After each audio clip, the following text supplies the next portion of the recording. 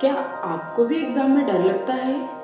आपका भी किसी सिली मिस्टेक से मार्क्स कम हो जाता है? तो आज हम इस वीडियो में 5 ऐसे पॉइंट्स कवर करने वाले हैं जो हर स्टूडेंट को एग्जामिनेशन हॉल में एग्जाम फेस करने के लिए हेल्प करेंगे। तो this is Roshni, welcome back to our channel learn with रोशनी।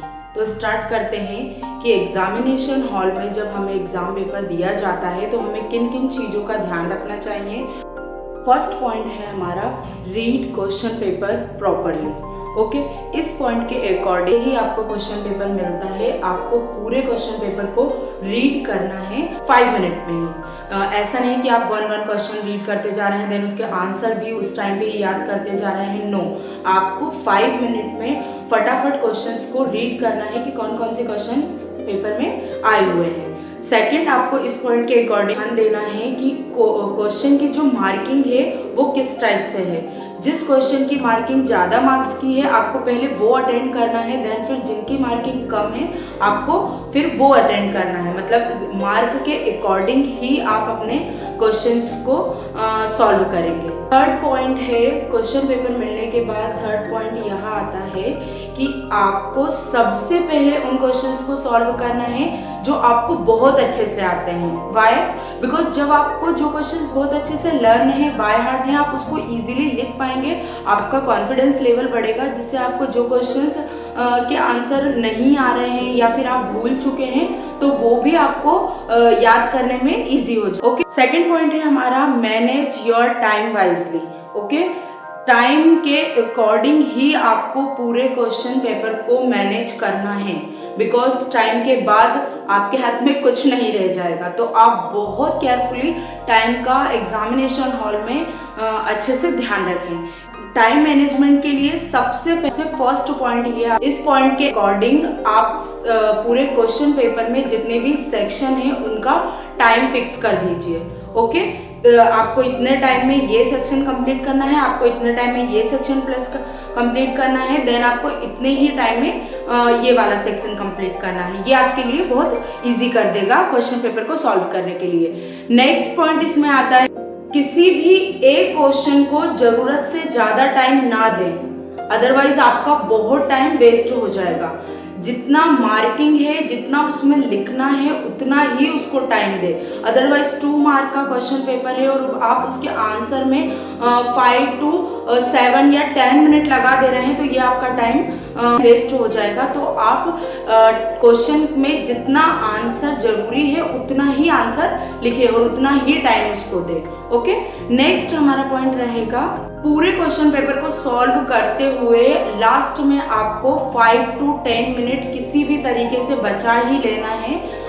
जो आपको आगे मैं बताऊंगी कि उस 5 to 10 मिनट को कैसे यूज करना है। तो आप ट्राई करिए कि आपका पूरा क्वेश्चन पेपर सॉल्व हो जाए और लास्ट में आपके पास 5 to 10 मिनट बच जाए। ओके, ये हमारा था सेकंड पॉइंट कि टाइम को मैनेज करके क्वेश्चन पेपर सॉल्व करना। थर्ड हमारा पॉइंट आता है इसमें कि नीट एंड क्लीन और प्रेजेंटेबल वे में आपको क्वेश्चंस के आंसर्स लिखना है।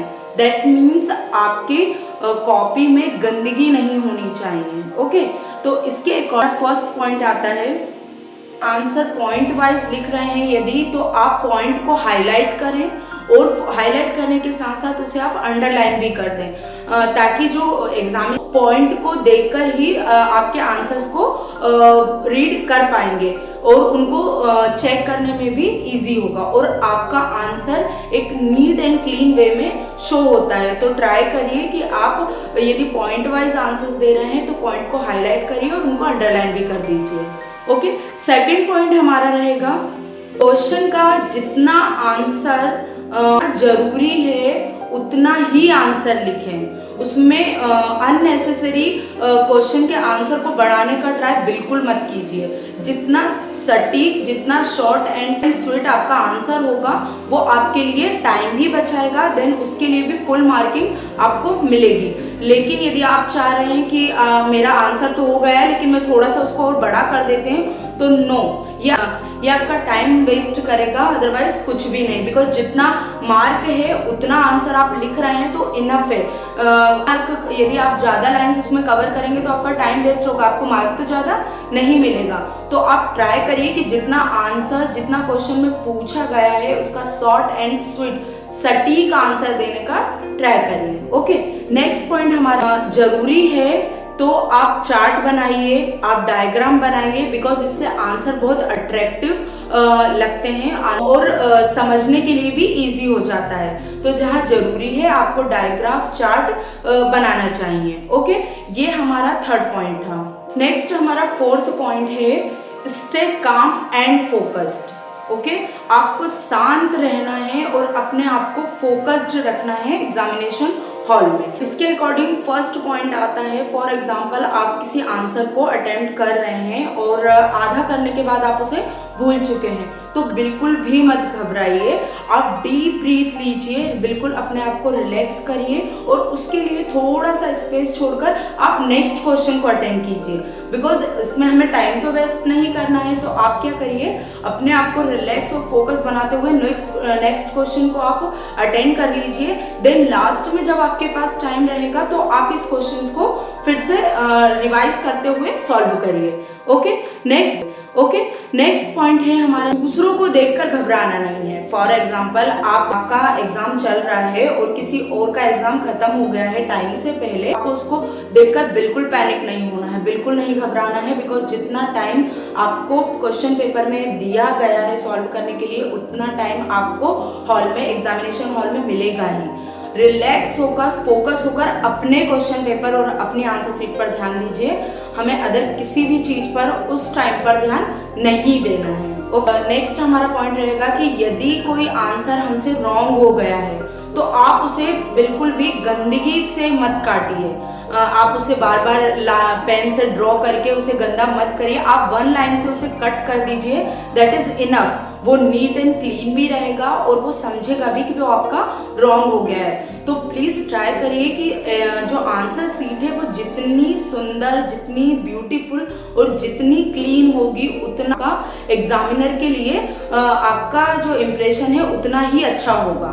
तो आप प्लीज ट्राई करिए कि यदि कोई गलती हो भी गई है तो उसको आप वन लाइन से क्रॉस कर दीजिए, दैट इज इनफ, और फिर उसे फिर से स्टार्ट करिए। ठीक है, लास्ट एंड फिफ्थ नंबर का पॉइंट है हमारा रिवाइज बिफोर सबमिटिंग।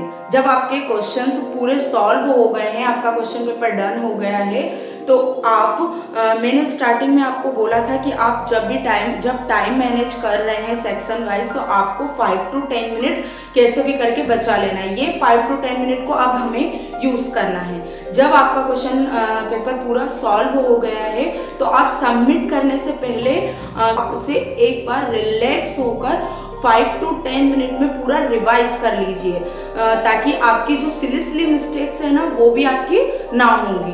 इस पॉइंट के अकॉर्डिंग हमारा फर्स्ट पॉइंट कि कोई भी आंसर हमें गलती से हमारा कोई भी आंसर छूट ना गया हो, तो आप क्वेश्चन वाइज मार्क करते जाइए कि आपका ये डन हो गया है क्वेश्चन पेपर में। देन फिर चेक करिए कि आपका कोई भी क्वेश्चन छूटा नहीं है, क्योंकि हमें क्वेश्चन एक भी नहीं छोड़ना है। तो आप ट्राई करिए चेक करने के दौरान कि कोई भी आपका क्वेश्चन छूटा नहीं हो। नेक्स्ट पॉइंट रहेगा हमारा correct spellings and grammatical mistakes. हम जब आंसर्स लिखते हैं ना तो हम बहुत जल्दी में आंसर्स लिख देते हैं। तो जब हमारे पास ये चेकिंग वाला जो टाइम बचेगा तो आप ये चेक करिए, जल्दी आप ये चेक करिए कि आपसे किसी भी तरह की ग्रामेटिकल मिस्टेक या फिर कोई स्पेलिंग मिस्टेक ना हो गई हो। बिकॉज ये छोटी सी मिस्टेक्स भी आपके मार्क पर इफेक्ट डाल सकती हैं। तो आप ट्राई करिए, आप चेक कर लीजिए कि आपकी कोई भी स्पेलिंग मिस्टेक ना हुई हो और आपकी कोई भी ग्रामेटिकल मिस्टेक भी ना हुई। हमारा लास्ट पॉइंट रहेगा कि प्रॉपर्ली आपका नेम, आपका रोल नंबर और जो भी रिक्वायर्ड इंफॉर्मेशन क्वेश्चन पेपर में पूछा गया है वो बिल्कुल परफेक्ट तरीके से फिल हो। तो ये कुछ इम्पोर्टेंट पॉइंट्स हैं जो आपको एग्जामिनेशन हॉल में एग्जाम के टाइम पर ध्यान रखना है। बहुत अच्छे से अपने माइंड को फोकस एंड काम रखना है और बिल्कुल रिलैक्स होकर अपना एग्जाम फेस करना है। इस पूरे वीडियो में एक बोनस टिप ये है कि मैथ्स का एग्जाम है और आपके पास थोड़ा भी टाइम बच रहा है तो आप कैलकुलेशन को एक बार चेक कर लीजिए, बिकॉज मैथ्स में एक कैलकुलेशन भी रॉन्ग हो जाता है तो हमारा पूरा मैथ्स ही रॉन्ग हो सकता है। तो आप थोड़ा सा यदि टाइम आपके पास है तो आप एकदम रिलैक्स होकर चेक कर लीजिए। And best of luck for your exams. Thank you so much.